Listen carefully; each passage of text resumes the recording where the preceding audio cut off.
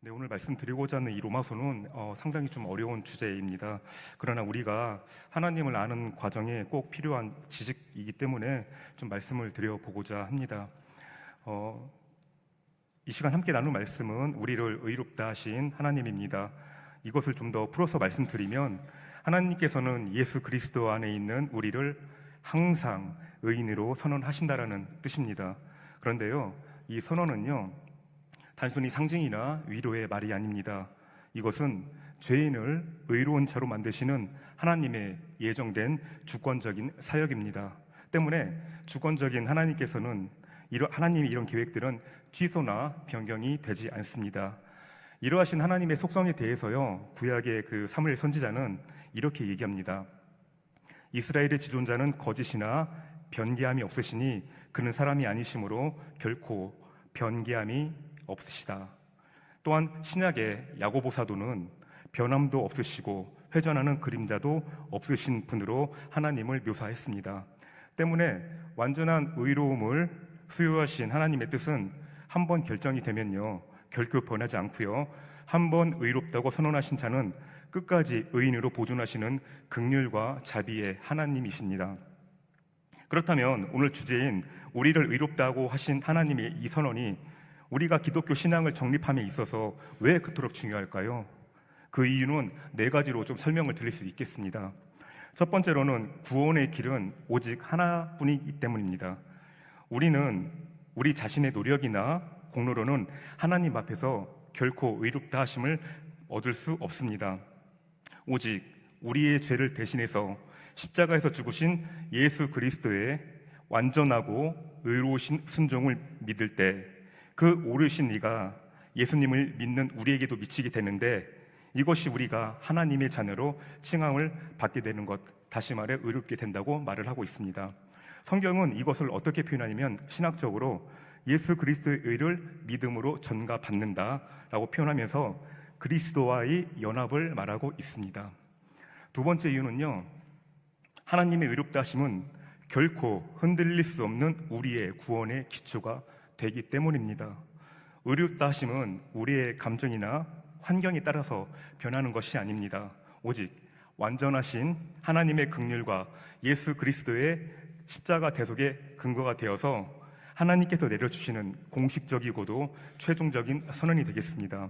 그리고 이러한 하나님의 선언 위에 서 있는 우리는 우리의 구원이 절대 흔들리지 않는다는 것을 분명히 인식하셔야 됩니다. 세 번째는 의롭다 하심은요, 사람의 공로가 아니라 오직 하나님의 영광만을 드러내기 때문입니다. 우리는 하나님 앞에서 자랑할 것이 전혀 없습니다. 왜냐하면 우리의 의로움은 우리의 행위 때문에 온 것이 아니라 전적으로 하나님의 은혜 때문에, 은혜로 주어진 선물이기 때문에 그렇습니다. 때문에 하나님의 의롭다 하심은요, 우리에게 어떤 영향을 주냐면 우리를 하나님 중심의 신앙으로 이끌어 가고요, 우리의 삶이 오직 하나님께만 영광을 돌리는 방향으로 변화되도록 인도하고 있습니다. 그리고 네 번째는요, 의롭다 하심 받은 우리는 신분과 삶의 동기가 근본적으로 바뀝니다. 예수님을 믿기 전에 우리는요, 하나님 앞에 죄인이었고 또 정죄 아래 있었던 자들이었습니다. 하지만 이제 우리는요, 하나님의 의인으로, 다시 말해 하나님의 자녀로 선언된 사람들입니다. 이 신분의 변화는 단지 이름만 바뀐 게 아니라요, 우리의 삶 전체와 방향 그리고 동기가 모든 것이 은혜의 전환점이 된 것입니다. 이런 이유 때문에 우리를 의롭다 하신 하나님의 선언은 우리가 반드시 알아야 할 복음의 핵심입니다. 이 선언이 있기 때문에요, 우리는 구원의 확신 안에서 우리의 정체성을 바르게 세울 수 있는 것이고요, 하나님께 은혜 감사하며 진정한 자유를 누리며 살아갈 수 있는 것입니다. 구약에서 호세아 선지자는 이렇게 얘기합니다. 내 백성이 지식이 없어 망하는도다. 경고입니다. 이 바는요, 하나님을 알지 못하는 영적 무지가 백성을 멸망에 이르게 한다는 말입니다. 그리고 신약에서는요, 사도 바울은 뭐라고 하냐면 교회 공동체는 반드시 말씀의 터 위에 세워져야 한다고 강조합니다. 왜냐하면 하나님에 대한 지식은요, 우리가 하나님 앞에 바르게 살아가도록 이끌어 주기에, 하나님을 힘써서 아는 삶은요, 바로 분별님 삶이라는 것을 성경이 말해주고 있기 때문에 그렇습니다. 그러므로 오늘 말씀을 들으시는 동안에 우리를 의롭다 하신 하나님, 이 설교 제목을 마음에 새기시면서 예수 그리스도의 복음과 구원의 의리를 깊이 생각해 보시는 귀한 시간이 되시길 바라겠습니다. 오늘 사도 바울은요, 본문 로마서 8장 33절과 34절에서 두 개의 질문을 독특한 형식으로 말합니다. 제가 다시 한번 읽어보겠습니다. 누가 등이 하나님께서 택하신 자들을 고발하리요? 의롭다 하신 이는 하나님이시니. 누가 정죄하리요? 죽으실 뿐 아니라 다시 살아나신 이는 그리스도 예수시니. 그는 하나님 우편에 앉아 계신 자요 우리를 위하여 간구하시는 자신이라. 이 두 구절을 잘 보십시오. 겉으로는 질문처럼 보이지만 실제로는 답을 기대하는 질문이 아닙니다. 왜냐하면 이미 그 뒤에 분명한 답이 제시되어 있는 의문문의 표현을 한 문장입니다.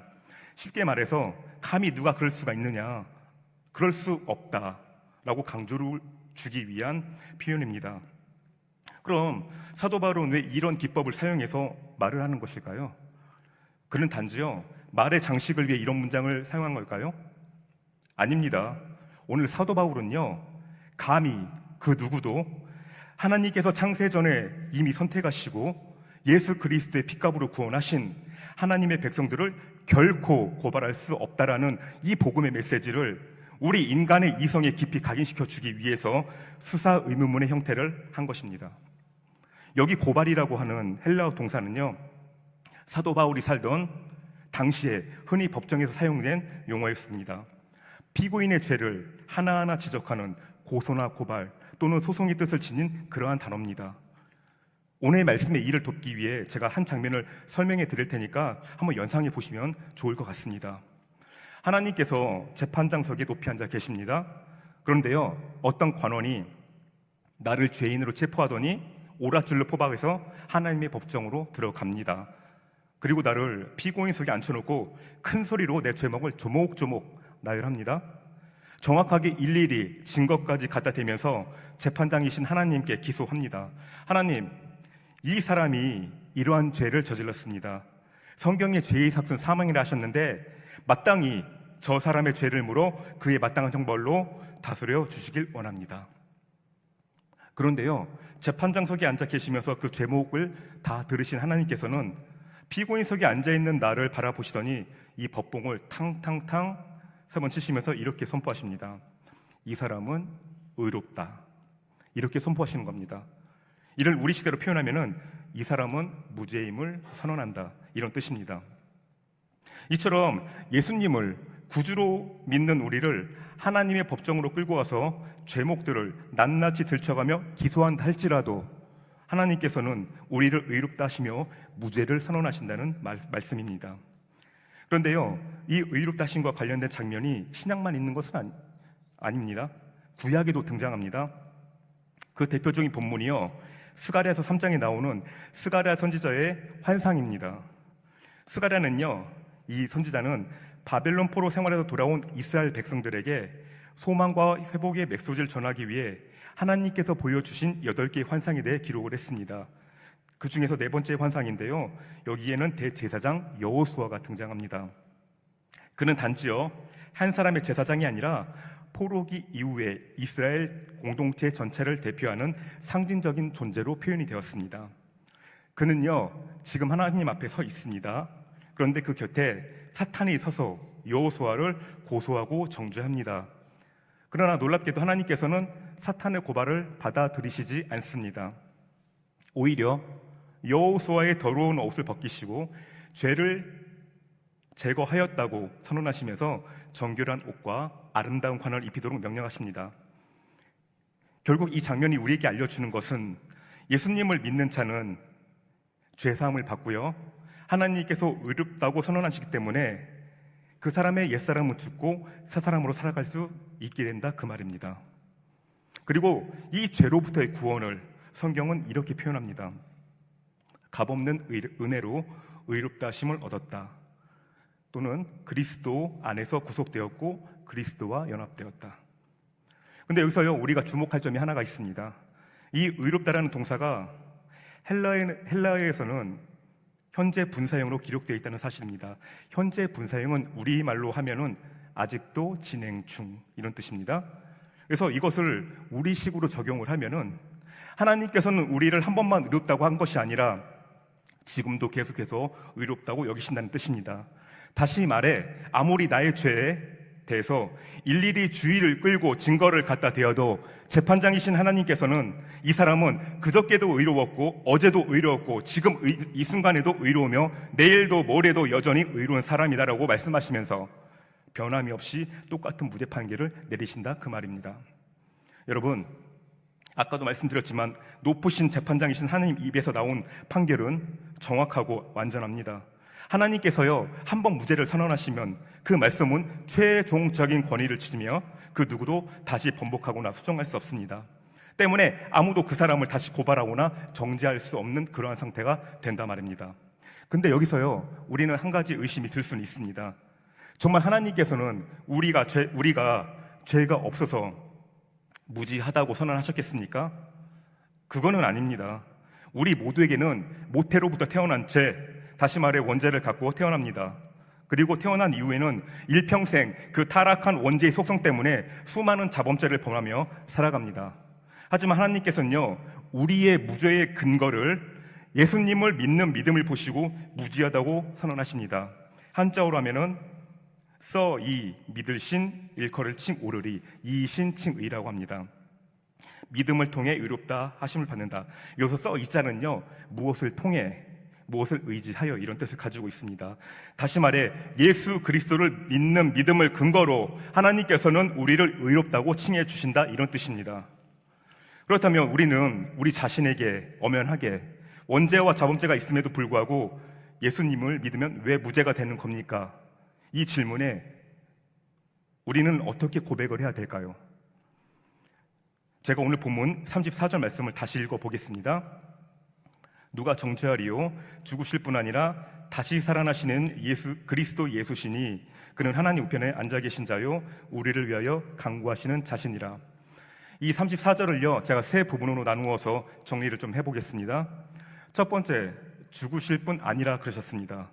이 말은요 우리가 죽어야 할 일에 예수님께서는 우리의 죄를 다 짊어지시고 하나님께서 내리시는 형벌을 받으심으로써 십자가에서 피를 다 쏟고 돌아가셨는데 그 예수님을 믿는 우리를 누가 정죄할 수 있단 말이냐 그런 뜻입니다. 다시 말해 하나님께서는 우리의 죄를 예수님께 전가시키시고 우리 대신에 예수님을 대신 죽이셨다는 그런 말씀입니다. 참고로 제가 이렇게 한자어까지 사용하면서 이해를 시켜드리는 거는요 많은 분들이 용어에 대해서 모른다고 생각해서 말씀드리는 건 절대 아닙니다. 이 구체적인 표현을 제공해 드림으로써 여러분께서 복음을 전하실 상황에 직면했을 때 실제로 필요한 단어나 성구가 생각나지 않으실 때가 있으실 겁니다. 그때 도움 되시라고 제가 말씀드리는 것 때문인데요. 이 부분에 좀 오해가 없으시길 바라고요. 이러한 설명 방법에 대해서는 설교자의 배려로 생각해 주시면 감사하겠습니다. 또 이어서 말씀을 드리겠습니다. 레위기를 보면은 구약 시대에는 죄인이 죄를 범할 때마다 그 죄인이 소나 양이나 염소를 제사장에게 끌고 옵니다. 그러면요 제사장이 그 죄인에게 너의 손을 그 동물의 머리 위에 얹으라고 이야기합니다. 그리고 그 죄인의 죄를 그 동물에게 다 떠넘겨 죄를 전가시킵니다. 다음에 제물의 사지를 딱 잘라서 가죽을 벗긴 후에 놋재단 위에 올려놓고 불에 지펴 태웁니다. 화형을 거행합니다. 우리는요 이 제사법을 가리켜 번제라고 표현을 합니다. 그리고는요 신약시대에 일어나서는 예수님께서 오셨어요. 성육신에서 신이 우리의 죄를 짊어지시고 십자가 위에서 하나님의 진노에 따른 형벌을 온전히 다 감당하셨습니다. 다시 말해 예수님께서는요 죄와 허물로 인해 우리가 받아야 할 하나님의 공의로운 심판을 대신 받으신 것입니다. 그래서 그리스도의 십자가는 구약의 모든 제사 제도의 실체가 되고 단 한 번에 드려진 영원한 속죄가 되는 겁니다. 이 사건에 대해서 신약에서 세례 요한은 이렇게 얘기합니다. 예수님께서 자기 앞으로 걸어 나오시는 모습을 보면서 세상 죄를 지고 가는 하나님의 어린 양이로다 이렇게 표현합니다. 또 주님께서 이 땅에 오시기 700년 전에 이사야 선지자는 예수님의 죽으심에 대해 이렇게 고백합니다. 우리 다 알고 계십니다. 제가 읽어보겠습니다. 그가 찔림은 우리의 허물 때문이요 그가 상함은 우리의 죄악 때문이라. 그가 징계를 받음으로 우리는 평안을 누리고 그가 채찍에 맞음으로 우리는 나음을 받았도다. 우리는 다 양 같아서 그릇 행하여 각기 제 길로 갔거늘 여호와께서는 우리의 죄악을 그에게 담당시켰도다 라고 예언했습니다. 여기서 그가 채찍에 맞음으로가 누구로부터 맞은 것이냐면 바로 예수님께서 하나님 아버지께로부터 징계를 받았고 채찍을 맞았다는 겁니다. 왜요? 우리의 죄와 죄악 때문에 대신 맞으신 겁니다. 그래서 우리가 나음을 받은 겁니다. 이렇게 예수님께서는요, 우리의 형벌을 당하셔서 우리의 모든 죄, 원죄도 자범죄를 포함하여 과거의 죄와 현재에 짓는 죄, 또 앞으로 미래에 범할 죄까지도 다 짊어지시고 감당하셨습니다. 이렇게 예수님께서 내가 받아야 할 형벌을 다 받으셨는데 그 어느 누가 감히 우리를 하나님의 법정에서 피고인석에 앉혀놓고 고발할 수가 있겠느냐 그 말입니다. 둘째, 왜 예수님을 믿을 때 무죄하냐면 다시 살아나신 이는 그리스도 예수시기 때문입니다. 예수님께서는요, 무덤 속에서 장사되셨지만 죽은 지 사흘 만에 죽은 자들 가운데서 다시 살아나셨습니다. 예수님께서는요, 하나님의 아들이시기 때문에 사망의 권세를 깨뜨리시고 영광스러운 부활의 몸으로 살아나셨습니다. 그래서 사도 바울은 로마서 1장에 로마 교회 교인들을 향하여 이렇게 외쳤습니다. 성결의 영으로는 죽은 자들 가운데서 부활하신 능력으로 하나님의 아들로 선포되셨으나 곧 우리 주 예수 그리스도시니라. 선포되셨으니입니다. 죄송합니다. 여기서 말하는 예수님의 능력은요, 죽음의 권세를 깨뜨리신 부활의 능력을 말합니다. 이 부활의 능력은요, 사람한테는 없어요. 하나님만이 갖고 계시는 고유한 능력입니다. 이에 우리 장로교 신학과 교회 정치 토대를 세운 칼빈 신학자는 이렇게 얘기합니다. 예수 그리스도는 완전한 하나님이시요 완전한 사람이시기 때문에 우리의 죄를 대신하여 죽으실 수가 있었고, 그는 전지전능한 하나님이셨기 때문에 죽은 자들 가운데서 다시 부활하실 수가 있었다라고 고백합니다. 그래서 이 부활의 역사는요, 예수님의 부활로만 끝나는 것이 아닙니다. 연약한 인간으로 오신 이 예수님의 부활은 마지막 날에 우리도 다시 살아나서 영원한 생명과 천국 복락을 누리게 될 것이라는 큰 소망을 줍니다. 이에 대해서 사도 바울은 고린도전서에도 이렇게 고백합니다. 그러나 이제 예수 그리스도께서 죽은 자 가운데서 다시 살아나사 잠자는 자들의 첫 열매가 되셨도다. 사망이 한 사람으로 말미암았으니 죽은 자의 부활도 한 사람으로 말미암는도다. 아담 안에서 모든 사람이 죽은 것 같이 그리스도 안에서 모든 사람이 삶을 얻으리라 라고 고백함으로써 우리의 신앙이 죽은 신앙이 아니라 그냥 신앙이 아니라 부활의 신앙임을 고백했습니다. 예수님도 이렇게 말씀하셨어요. 요한복음에서 뭐라고 하냐면은 나는 버릴 권세도 있고 다시 얻을 권세도 있으니 이 계명은 내 아버지께서 받았노라 하시노라. 예수님은요, 성자 하나님이십니다. 하나님이시기 때문에 죽음 가운데서 스스로 일어나셨습니다. 그러므로 부활하신 하나님 되신 예수님은요, 마지막 날에 우리를 부활체로 다시 일으켜 세워주실 것입니다. 장차 우리의 썩어질 몸까지도 깨끗한 부활의 몸으로 다시 살려주시고 그 신령한 몸으로 천국에서 영상 복락을 누리게 할 것입니다. 그러니 어느 누가 감히 우리를 정죄하고 고발할 수가 있느냐 그 말입니다. 마지막 세 번째입니다. 왜 예수님을 믿을 때 무죄하냐면 그분은 하나님 우편에 앉아 계신 자요 우리를 위하여 간구하시는 자이기 때문입니다. 예수님께서는요, 우리를 위해 지금도 쉬지 않고 하나님 아버지께 우리에 대한 중보 기도를 올리고 계십니다. 본문 34절에 하나님이 우편이란 말은 하나님의 무한하신 권세, 전능하신 능력을 가리키는 당시의 관용적인 표현입니다. 그리고 우리를 위하여 간구하신다라는 원어는 간청하다, 호소하다 이런 의미를 가지고 있습니다. 그런데 여기서 우리가 놓쳐서 안 될 부분이 뭐냐면 이 간구하신다라는 시제가요, 현재형으로 되어 있다는 겁니다. 지금도 계속 이어진다라는 뜻입니다. 그 말은 예수님이 지금도 우리를 위해서 하나님을 향해 기도하시는 분이라는 뜻입니다. 우리를 위해서요, 그저께도 간구하셨고 어저께도 간구하셨고 오늘도 간구하시며 내일도 모레도 여전히 간구하신다 그 말씀입니다. 이에 대해 사도 요한은 이렇게 선포를 했습니다. 만일 누가 죄를 범하여도 한 아버지 앞에서 우리에게 대언자가 있으니 누구냐면 곧 의로우신 예수 그리스도시라. 그리고 이 대원자라는 표현은요, 요한복음 14장에서는 보혜사라고 또 표현이 되어 있습니다. 이 보혜사는 어떤 뜻이냐면요, 내 옆을 한순간도 떠나지 않으시고 동행하시는 임마누엘의 하나님으로 표현을 합니다. 결국 나와 늘 동행하시는 예수님께서는요, 늘 내 옆에 함께 계시면서 나를 불러 항상 바른 길로 가도록 속삭여 주시고 붙들어 주시고 용기를 주시는 분이심을 우리는 믿어야 하겠습니다. 오늘 우리가 읽진 않았지만 연관성이 있어 한 말씀만 드리고 마치겠습니다. 로마서 8장 26절인데요, 제가 읽어보겠습니다. 이와 같이 성령도 우리의 연약함을 도우시나니 우리는 마땅히 기도할 바를 알지 못하나 오직 성령이 말할 수 없는 탄식으로 우리를 위하여 친히 간구하시느니라. 여기 보면 성령 하나님께서도 우리를 위하여 하나님 아버지를 향해 간절히 기도하신다라고 되어 있습니다. 기도로 우리의 연약함을 도우신다고 합니다. 여기 돕는다는 말은 함께 붙들어 주신다라는 말씀입니다.